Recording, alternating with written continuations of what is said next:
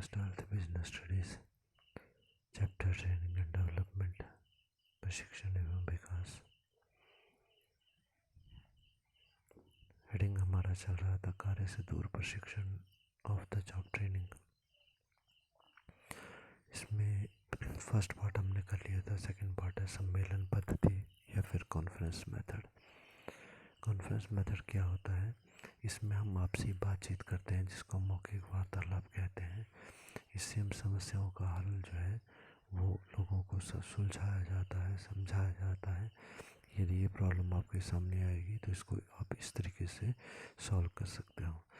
आजकल सामान्यतः इस मेथड की जगह वीडियो कॉन्फ्रेंसिंग जो है उसका उपयोग किया जाता है। वीडियो कॉन्फ्रेंसिंग इंटरनेट के माध्यम से, वीडियो के माध्यम से एक व्यक्ति जो है अपने वक्तव्य को, किसी टॉपिक को दूसरे लोगों को समझाता है। इस विधि का प्रयोग मैनेजर्स को थियोरेटिकल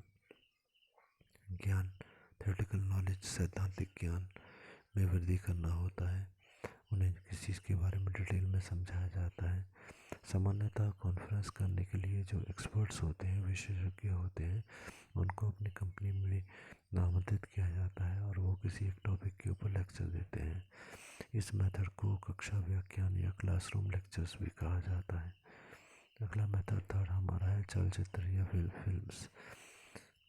यह वहाँ अधिक प्रभावी होता है, मतलब फिल्म के द्वारा कोई चीज़ दिखाना ये वहाँ पर ज़्यादा इफेक्टिव होता है जहाँ पर कि कुशलता या स्किल के प्रदर्शन की ज़रूरत हो।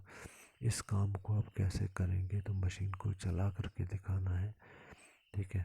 तो जब इस प्रकार से कोई चीज़ हम सिखाना चाहते हैं तो फिर हमारे को वीडियो फिल्म्स जो है वो बनानी पड़ती हैं। इस विधि का प्रयोग सम्मेलन, चर्चाओं या कॉन्फ्रेंसिंग डिस्कशन में ज़्यादातर होता है। जब हम डिस्कशन कर रहे हैं, कॉन्फ्रेंसिंग कर रहे हैं, तो वहाँ पर हम बीच में कोई चीज़ चला कर दिखाते हैं कि ये मशीन जो है इसमें ये खराबी आती है, इस प्रकार की समस्या आती है, तो उसे इस प्रकार से हल करता है जिसे वीडियो में दिखाया जाएगा, वीडियो क्लिप में दिखाया जाएगा। फोर्थ पॉइंट हमारा है समस्या अध्ययन प्रणाली या केस स्टडी मेथड। तो केस स्टडी मेथड में क्या होता है? इस विधि में एक वरिष्ठ प्रबंधक मतलब जो सीनियर हमारा मैनेजर होता है, वो प्रशिक्षार्थी प्रबंधक, ट्रेनिंग मैनेजर्स, मतलब एक जो है ट्रेनिंग देने वाला सीनियर मैनेजर होगा और बाकी सारे मैनेजर जो होंगे वो ट्रेनिंग प्राप्त करने वाले नए मैनेजर होंगे।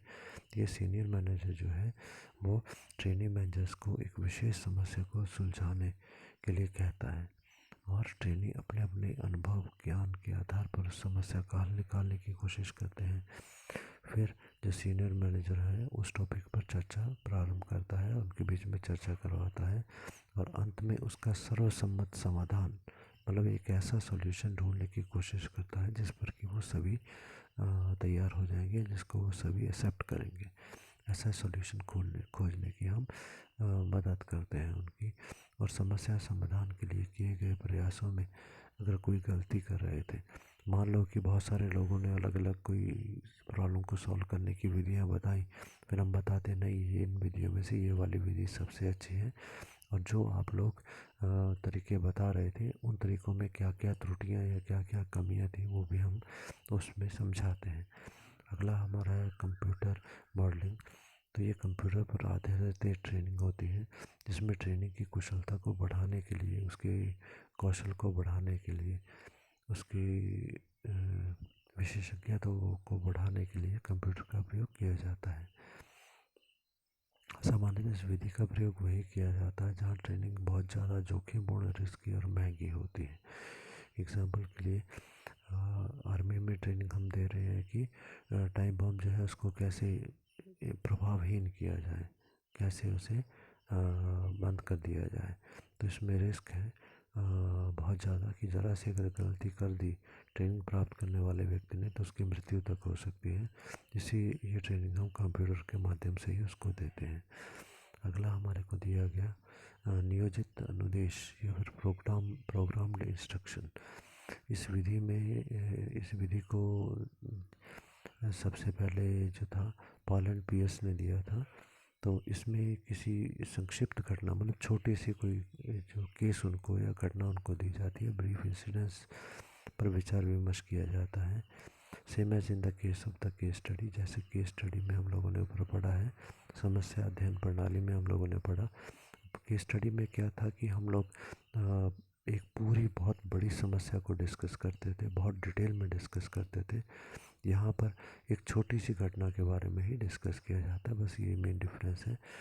इसमें प्रशिक्षक और विद्यार्थी सभी आपस में तर्क वितर्क मतलब बातचीत करते हैं, एक टॉपिक के अलग अलग समझ जो सॉल्यूशंस हैं उनको ढूंढने का प्रयास करते हैं और फिर समस्या का उचित समाधान जो है उसे ढूंढते हैं। अगला हमारा 7 पॉइंट है भूमिका करना या फिर रोल प्लेइंग। इस विधि का प्रयोग जो होता है वो मानवीय संबंधों को मजबूत करने के लिए, ट्रेनिंग देने के लिए, नेतृत्व के प्रशिक्षण के लिए किया जाता है, लीडरशिप के प्रशिक्षण के लिए किया जाता है। तो लीडरशिप के प्रशिक्षण के बारे में लीडरशिप पूरा चैप्टर हम कर चुके हैं। यहाँ पर केवल इतना सा समझ लें कि एक नेता जो है वो एक मतलब नेता का मतलब है हमारा मैनेजर जो है वो भी नेता के रूप में कार्य करता है। तो उसके नीचे काम करने वाले सारे जो कर्मचारी होते हैं वो उसके कहे अनुसार कार्य करते हैं, आदेश के अनुसार कार्य करते हैं और वो सभी समस्या जो अनुयायी होते हैं उसके पीछे चलने वाले जो वर्कर होते हैं उनकी समस्याओं का समाधान करता है। तो कहने का मतलब यहाँ पर यह है कि नेतृत्व कैसे करना है उसका जब ट्रेनिंग दी जाती है मैनेजर्स को, तो उसमें भी ये विधि का प्रयोग किया जाता है। इसमें 2 व्यक्ति हमारे पास होते हैं, 2 ट्रेनीज हमारे पास हो सकते हैं ट्रेनिंग लेने वाले व्यक्ति। वैसे तो बहुत सारे ट्रेनिंग लेने वाले व्यक्ति होंगे, हम 2 को उठाते हैं, उनको कहते हैं कि आप जो है रोल प्ले करोगे, भूमिका अदा करोगे। इसकी भूमिका मतलब जैसे एग्जांपल के लिए हम बोलें कि हम सेल्स डिपार्टमेंट के वर्कर को ट्रेनिंग दे रहे हैं, तो एक को हम बोलेंगे कि आप सेल्समैन हो और दूसरे को हम बोलेंगे आप ग्राहक हो, ऐसा मानो। और फिर रोल प्ले करो कि जैसे सेल्समैन जो है ग्राहक के घर जा रहा है तो अपनी वस्तु बताने की कोशिश करेगा, तो ग्राहक उससे क्या क्या क्वेश्चन पूछ सकता है, आपके माइंड में क्या क्या क्वेश्चन आ सकते हैं। तो ग्राहक नाराज़ भी हो सकता है, तो कैसे उसकी नाराज़गी को दूर करना है, या और समस्याएं अगर आती हैं तो वो वहाँ जैसे भी उनमें मन में विचार आते हैं वो सारे ही अपना अपना रोल प्ले करेंगे। तो यहाँ पर ट्रेनी को ये काफ़ी कुछ सीखने को मिलता है। और फिर यदि ग्राहक के रूप में जो ट्रेनी क्वेश्चंस करेगा या उसे डांटेगा या जो भी नाराज़ होगा, तो इन विषम परिस्थितियों में, विपरीत परिस्थितियों में अब ये सेल्समैन है उसे कैसे व्यवहार करना है वो भी यहाँ पर जो है सीखने को मिलता है कि कैसे संयमनाक होकर हमें वस्तु की बिक्री का प्रयास करना है, उसके क्रोध को शांत करना है। वे एक दूसरे का दृष्टिकोण को समझने लगते हैं ट्रेनीज आपस में, और एक दूसरे का आदर भी करने लगते हैं। अगला जो हमारा है उसे हम कहेंगे विशेष व्याख्यान एवं चर्चा, स्पेशल लेक्चर और डिस्कशन। यहाँ पर विशेषज्ञों को बुलाया जाता है और उनके द्वारा श्रमिकों को काम करने के प्रभावी निष्पादन से संबंधित विशेष क्षेत्रों में विशिष्ट ज्ञान प्रदान किया जाता है। विशेषज्ञ मतलब एक्सपर्ट्स को हम बुलाते हैं जो हमारे एम्प्लॉयज़ को काम करने की प्रभावी निष्पादन, प्रभावी मतलब इफ़ेक्टिव तरीके से निष्पादन मतलब कार्य करना, बहुत अच्छे तरीके से आप काम को कैसे करोगे इससे संबंधित विशेष क्षेत्रों में, मतलब काम जो आप करेंगे हमारी मशीन में जो काम किया जाता है उसमें हम कहाँ कहाँ पर खास गलतियाँ करते हैं, उन खास चीज़ों को ये एक्सपर्ट जो है वो समझाता है, उसके बारे में विशेष ज्ञान हमारे को देता है। परंतु इसकी तुलना में चर्चाएं जो होती हैं हमारी वो ज़्यादा महत्वपूर्ण होती हैं। तो डिस्कशंस जो हमारी होंगी वो ज़्यादा इम्पोर्टेंट होती हैं, क्योंकि डिस्कशन जब की जाती हैं स्पेशल लेक्चर में तो एक व्यक्ति बता रहा है, तो जब डिस्कशन होगी यहाँ पर तो डिस्कशन में क्या होता है कि जो ट्रेनिंग होते हैं, जो ट्रेनिंग ले रहे व्यक्ति होते हैं उनको भी अपनी बात कहने सुनने का मौका मिलता है, तो ये ज़्यादा इम्पोर्टेंट मानी जाती है। अगला है विश्वविद्यालयों में प्रबंध संस्थाओं, विश्वविद्यालय प्रबंध संस्थाओं में प्रशिक्षण या ट्रेनिंग देना। इसका मतलब है training in the management institutes and the universities. इस संस्थाओं में प्रबंध शास्त्र मतलब मैनेजमेंट जो सब्जेक्ट होता है उस पर विशेष डिप्लोमा, आजकल डिग्रीज जो हैं वो दी जाती हैं, जैसे MBA हो गया, PGD, BM हो गया और DBA हो गया, मास्टर्स ऑफ बिजनेस एडमिनिस्ट्रेशन। इसमें ये BBA के बाद होती है। Post graduate diploma in business administration, diploma in business administration. तो ये डिग्री जो है मैनेजमेंट से ही रिलेटेड है, जहाँ पर मैनेजमेंट के बारे में डिटेल में बताया जाता है। अगला जो टॉपिक है हमारा हो सकता है वो है संगोष्ठी, जिसे हम सेमिनार बोलते हैं। एक ही कॉन्फ्रेंस की भांति होता है ये। सम्मेलन पद्धति हमने जो पढ़ा उसकी तरह होता है, परंतु ये छोटे स्तर पर होता है, बहुत थोड़े लेवल पर होता है। इसमें प्राय एक ही टॉपिक जो है उस पर ही चर्चा होती है। उस विषय पर एक्सपर्ट्स द्वारा पूरे विस्तार से डिटेल में चर्चा की जाती है। विशेषज्ञ उस टॉपिक के ऊपर अपने विचार जो है उनको प्रस्तुत करते हैं। और अगर जो व्यक्ति ट्रेनिंग लेने वाले या हमारे कर्मचारी हैं, उनके मन में कुछ प्रश्न उत्पन्न होते हैं, तो उन प्रश्नों का उत्तर भी हमारे एक्सपर्ट्स जो हैं वो उनको देते हैं। अब अगले टॉपिक पर आते हैं। जो टॉपिक हमारा है on the job training end of the job training में अंतर, या कार्य पर प्रशिक्षण और कार्य से परे या दूर प्रशिक्षण में क्या अंतर हो सकते हैं। तो पहला पॉइंट हमारा आ जाएगा उद्देश्य या फिर ऑब्जेक्टिव।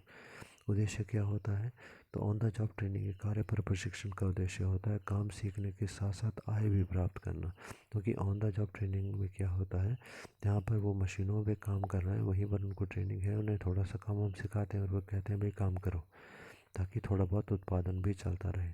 तो कहने का मतलब यहाँ पर काम सीखना भी और साथ साथ आय भी प्राप्त करना, मतलब जितनी वस्तुएं हम अच्छी बना लेंगे उसके बदले में हमारे को थोड़ी बहुत तनख्वाह मिल जाएगी।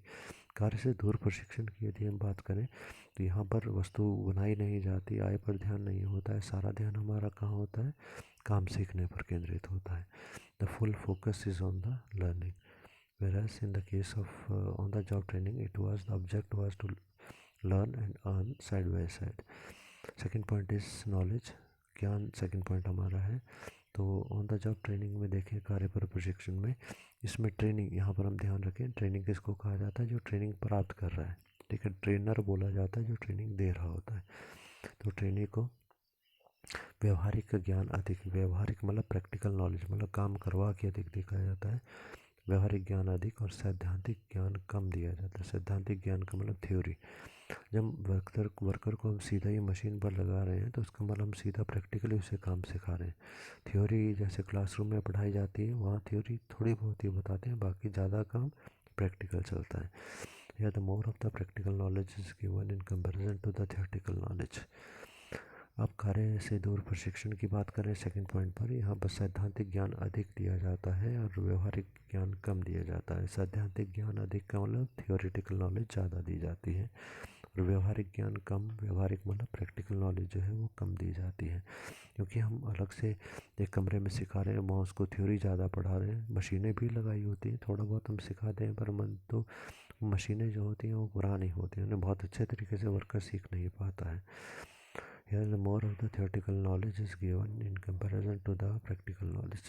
थर्ड पॉइंट है उत्पादन पर प्रभाव, ये इफेक्ट ऑन प्रोडक्शन। कार्य पर प्रशिक्षण में क्या आएगा ऑन द जॉब ट्रेनिंग में, कि मशीनों पर ट्रेनिंग के होने से कार्य की गति मंद बढ़ जाती है। Due to the presence of the trainees on the machine, the speed of production is adversely affected. क्योंकि वर्कर जो है मशीन के ऊपर सीख रहा है, इसका मतलब है वो जो मशीन पे वो सीख रहा है बहुत समय लगाएगा, 2-3 महीने वो लगाएगा उस मशीन पे, तो कार्य जो है वो बिल्कुल बंद तो नहीं होता। कई बार गलती से बहुत सारी चीज़ें वो बनाता है, तो गलती से एक आध चीज़ ठीक हो जाती है, तो हम कहते हैं कि उत्पादन की गति बंद तो नहीं होती पर मंद या स्लो हो जाती है। जबकि कार्य से दूर प्रशिक्षण में क्या होता है, कार्य में इसमें कोई रुकावट नहीं आती और कार्य यथावत गति से चलता रहता है। अब यहाँ पर हमने कहा कि कार्य चलता रहता है, इसका मीनिंग समझे क्या है, कि ट्रेनिंग हम कहाँ दे रहे हैं, उसको अलग कमरे में, वहाँ पर हमने खराब मशीनें लगाई हैं, बेकार जो हो गई थी, उन पे हम उसको ट्रेनिंग दे रहे हैं। ठीक है, परंतु जो अच्छी मशीनें हैं उस पर तो वर्कर चीज़ें बना रहे हैं, इसलिए वो नहीं बना रहा बल्कि दूसरे वर्कर बना रहे हैं। ठीक है, तो यहाँ पर क्या हुआ, the production work is not at all affected by this method. काम वहाँ चला हुआ है और वहाँ पर अलग मशीनों में वर्कर को सिखाया जा रहा है। अब आ रहा है अगला टॉपिक है प्रशिक्षण के प्रकार या प्रशिक्षण के स्तर या लेवल्स ऑफ द ट्रेनिंग और द काइंड्स ऑफ ट्रेनिंग। तो आते हैं हम लोग, एक संस्था या कंपनी जो होती है उसमें अनेक लेवल के कर्मचारी कार्य करते हैं, जिनके लिए पृथक पृथक प्रकार की ट्रेनिंग की आवश्यकता होती है। तो पॉइंट्स हम डिस्कस करेंगे कौन कौन सी प्रकार की है। पहला है प्रबंधकीय अधिकारियों का प्रशिक्षण या ट्रेनिंग ऑफ द एग्जीक्यूटिव, मतलब मैनेजर्स को क्या ट्रेनिंग दी जाती है। तो उन्हें काम पर कार्य से पृथक दोनों रूपों में ट्रेनिंग जो है वो दी जाती है। थ्योरी भी हम पढ़ाते हैं, फिर कार्य पर लगा कर उन्हें वास्तव में जो वर्कर के सामने क्या समस्याएं आएंगी, वर्कर के साथ क्या समस्याएं उत्पन्न होती हैं, तो वो भी उन्हें सिखाया जाता है। इसके अलावा उन्हें क्या सिखाया जाता है, स्वयं समस्याओं का समाधान करना। वर्कर के साथ जो हमारी समस्याएं होती हैं उनको कैसे हल किया जाए, निर्णय लेना, डिसीजन लेना उन्हें सिखाया जाता है। किसी वर्कर के बारे में योजना बनाना, उन्हें प्लानिंग सिखाई जाती है। ये पूरे चैप्टर हम कर चुके हैं, तो वहाँ पर आप समझ सकते हैं। निर्देश देना, डायरेक्शंस कैसे दी जाती हैं। डायरेक्शन का मतलब है कि ये कार्य आपने करना है तो पहले ये करेंगे, वो करेंगे, सारी डिटेल जो बताई जाती है। आदेश देना, ऑर्डर देना, इसका मतलब ये हुआ सीधा ही हम आए और वर्कर को बोला भाई आज सभी 10-10 चीज़ें बनाओ, ये ऑर्डर हो गया। संगठन करना मतलब सभी चीज़ों को इकट्ठा कैसे करेंगे, वर्कर को कैसे इकट्ठा करेंगे, कार्य का बंटवारा उनमें कैसे करना है, काम कैसे बांटना है, ये सभी कुछ। नियंत्रण वर्कर का, कंट्रोल हम वर्कर के कार्यों का करते हैं। सभी चीज़ों का ट्रेनिंग जो है वो प्रबंधकीय अधिकारी या मैनेजर्स को दिया जाता है। अब सेकंड जो पॉइंट हमारा है वो पर्यवेक्षकों का प्रशिक्षण या फिर सुपरवाइजर्स हमारे जो होते हैं उनको ट्रेनिंग कैसे दी जाती है। तो कर्मचारियों के कार्य का निरीक्षण कैसे किया जाए। सुपरवाइज़र का काम होता है वर्कर जब काम कर रहे हैं तो उनके कार्य को सुपरवाइज़ करना या चेक करना, ठीक है। पूरे चैप्टर हम कर चुके हैं वैसे ये। तो कार्य को चेक कैसे किया जाए, वर्कर के सुपरवाइज़ कैसे किया जाए, वो इन्हें सिखाया जाता है। कार्य के बारे में आवश्यक सुझाव या सजेशंस वर्कर को कैसे देने हैं, ये इन्हें सिखाया जाता है। वर्कर के लिए प्लान बनाते हैं, योजना बनाते हैं, कैसे बनानी है वो सिखाते हैं। कर्मचारियों में कार्य का बंटवारा कैसे करना है। लागत नियंत्रण, खर्चे को कंट्रोल कैसे करना है, क्योंकि बस वेस्टेज वगैरह नहीं होगी तो लागत कम आएगी, तो इसको कैसे करना है। कार्य का मूल्यांकन मतलब इवैल्यूएशन कैसे करेंगे कि किस वर्कर ने अच्छा कार्य, किसका कार्य अच्छा नहीं है। श्रमिकों की समस्याएं अगर कोई आ जाती हैं, वर्कर आपस में लड़ पड़ते हैं तो इनका समाधान, मतभेद हो जाता है तो इनका समाधान कैसे होगा। नेतृत्व कैसे किया जाए, वर्कर को मोटिवेट कैसे किया जाए, दुर्घटनाओं को कम कैसे किया जाए, ये सारी चीज़ें इन्हें सिखाई जाती हैं। थर्ड टाइप की ट्रेनिंग है उसे हम कहेंगे कुशल श्रमिकों का प्रशिक्षण या training of the skilled worker. Skilled worker या कुशल कर्मचारी कौन होते हैं, जो बिल्कुल अपने काम में एक्सपर्ट हो चुके होते हैं, काफ़ी समय उनको हो चुका होता है। इन्हें अपने कार्य के संबंध में नई नई तकनीकों का ज्ञान करवाया जाता है। पहले तो जो कार्य इनको दिया जा रहा है या कर रहे हैं उसमें तो ये एक्सपर्ट है, परंतु यदि उत्पादन की कोई नई विधि या टेक्निक आती होती है तो वो टेक्निक की जानकारी इनको दी जाती है। वे अपने वर्तमान ज्ञान के साथ साथ नए ज्ञान का भी लाभ उठा सकें, कि जो उनको आता है वो तो बहुत अच्छी बात है, परंतु जो नई चीज़ के बारे में वो नहीं जानते वो भी उन्हें सिखाया जा सके। अगला है अकुशल श्रमिकों का प्रशिक्षण या training of the unskilled workers. अकुशल श्रमिकों के प्रशिक्षण का मतलब है ऐसे श्रमिक जो कि एक्सपर्ट नहीं है अभी, तो उनको कार्य के आधार पर फोरमैन द्वारा ट्रेनिंग दी जाती है, जिसका उद्देश्य होता है उनके कार्य में सुधार करना। कि अभी तक वो पूरे ट्रेन नहीं है तो अब इनके कार्य करने के तरीके में सुधार हो। उन्हें आवश्यक जो है यंत्र मतलब मशीन्स, माल, साजो सामान का मितव्ययिपूर्ण प्रयोग करना सिखाया जाता है। कि अपनी मशीनों का, कच्चे माल का, जो इस टूल्स हमारे पास होते हैं, औजार हमारे पास होते हैं, उनका मितव्ययितापूर्ण मतलब कम से कम खर्चे, मतलब वेस्टेज नहीं होनी चाहिए। उसका सही उपयोग यदि वो करना जान जाएंगे तो फिर बार बार वो चीज़ ख़राब नहीं होगी। तो ये कैसे उसका सही उपयोग करना है, ये ट्रेनिंग हम उनको देते हैं। और उत्पादन लागत में कमी करने का ये भी कैसे करनी है वो भी हम इन्हें सिखाते हैं। पांचवा पॉइंट हमारा है अर्धकुशल श्रमिकों का प्रशिक्षण। अर्धकुशल या training of the semi skilled. पीछे हमने पढ़ा अकुशल, अकुशल ये मतलब अनस्किल्ड, जिनको काम नहीं आता था। अब अर्धकुशल श्रमिक कौन होते हैं, सेमी स्किल्ड, ऐसे कर्मचारी जो ना बिल्कुल एक्सपर्ट हैं और ना ही बिल्कुल अज्ञानी है। तो किसी उद्योग की आवश्यकताएं, कार्य विशेष की पूर्ति हेतु तो इनको ट्रेनिंग दी जाती है। एक विशेष कार्य की ट्रेनिंग इनको दी जाती है। विशेष मशीन को कैसे चलाना है, ये प्रशिक्षण केंद्रों में इनको सिखा दिया जाता है। ये कुशल वर्कर्स के द्वारा मतलब जो फुल्ली ट्रेंड वर्कर हैं वो इन वर्कर्स को ट्रेनिंग देते हैं, ठीक है। तो प्रशिक्षण केंद्रों में भी ये ट्रेनिंग दी जा सकती है। और उसके बाद 6 पॉइंट हमारा आ जाएगा अन्य को प्रशिक्षण, ट्रेनिंग फॉर द अदर्स। तो कंप्यूटर ऑपरेटर जो होते हैं, जो कंप्यूटर चलाने वाले लोग होते हैं, उनको ट्रेनिंग देना, स्टेनोग्राफर्स को ट्रेनिंग देना, शॉर्ट हैंड वगैरह जो लगते हैं, टाइपिस्ट जो टाइपिंग करते हैं उनको ट्रेनिंग देना, ये सारी ट्रेनिंग जो है अन्य को प्रशिक्षण में आएगी। अगला है प्रशिक्षण के सिद्धांत या प्रिंसिपल्स ऑफ ट्रेनिंग। फिलिपो के अनुसार कुछ एक सिद्धांत दिए गए हैं कि ट्रेनिंग में इस सिद्धांतों का पालन होना चाहिए। पहला पॉइंट है प्रेरणा देना या फिर मोटिवेशन। कर्मचारियों को प्रशिक्षण प्राप्त करने के लिए मोटिवेट करना है, उत्साहित करना होता है। उन्हें प्रशिक्षण प्राप्त करने के क्या क्या लाभ होंगे हमें उन्हें बताने हैं, उनको समझाना है, जिससे कि वो सच्ची लगन और इच्छा से ट्रेनिंग को प्राप्त कर सकें। यदि वर्कर के मन में किसी चीज़ को सीखने की इच्छा नहीं होगी तो हम ट्रेनिंग देंगे, परंतु ट्रेनिंग का उतना लाभ हमको वर्कर्स को नहीं मिल पाएगा। तो सबसे पहले तो उन्हें मानसिक रूप से तैयार करना है, प्रेरित करना है कि भाई ट्रेनिंग आप लो, इससे आपको बहुत लाभ होने वाला है। सेकेंड पॉइंट है प्रगति प्रतिवेदन का सिद्धांत, प्रिंसिपल ऑफ प्रोग्रेस रिपोर्ट्स। तो ट्रेनिंग काल के दौरान मतलब जिस टाइम में ट्रेनिंग उनको दी जा रही है तो हमें टाइम टाइम पर ये चेक करना होता है कि उन्होंने अब तक कितना सीखा है और कार्य के संबंध में उनके सामने क्या प्रॉब्लम्स आ रही हैं, मतलब सीखते समय क्या कठिनाइयाँ उनके सामने आ रही हैं। इस जांच की सूचना जो है प्रबंधकों को या उच्च अधिकारियों को देनी पड़ती है, संबंधित अधिकारियों को भी देनी होती है। मतलब हमने देखा कि ये अभी आप सीख चुके हो और ये समस्याएं आपके सामने आई, हम कर्मचारी को भी बताएंगे और उच्च अधिकारियों को भी बताएंगे जिन्होंने हमारे को ये कार्य दिया हुआ ट्रेनिंग देने का। और थर्ड पॉइंट है संबलन या फिर इन्फोर्समेंट। ट्रेनिंग को ज़्यादा इफेक्टिव बनाने के लिए आवश्यक हो जाता है कि सफल और योग्य प्रशिक्षणार्थी, जो कर्मचारी जो सफल हो गए हैं, जो योग्य हो गए, मतलब जिन्होंने पूरी ट्रेनिंग प्राप्त कर ली है, उनको उपयुक्त पारितोषिक मतलब एक इनाम जो है वो दिया जाना चाहिए। जैसे उनकी प्रमोशन दी जाए, उनकी वेतन वृद्धि तनख्वाह बढ़ाई जाए, उनकी प्रशंसा या प्रेज हम करें, ठीक है। और मंदबुद्धि प्रशिक्षार्थी मतलब जो कर्मचारी ऐसे हैं जिनका कि दिमाग कम है, मतलब वो सीख पाने में बहुत देरी कर रहे हैं, तो उनको दंड ना देकर, उनको फाइन पनिशमेंट ना दी जाए, बल्कि उनको इग्नोर कर दिया जाए, उनको ऐसे ही काम पे लगा दिया जाए, बहुत इम्पोर्टेंट नहीं है, ठीक है, क्योंकि उन्हें हम संस्था से निकाल नहीं सकते हैं। तो यदि इस तरीके से हम करते हैं कि जो वो, और जब इन्हें इग्नोर किया जाएगा तब क्या होगा, इग्नोर करने का मतलब ये भी कि बहुत महत्वपूर्ण कार्य नहीं देना।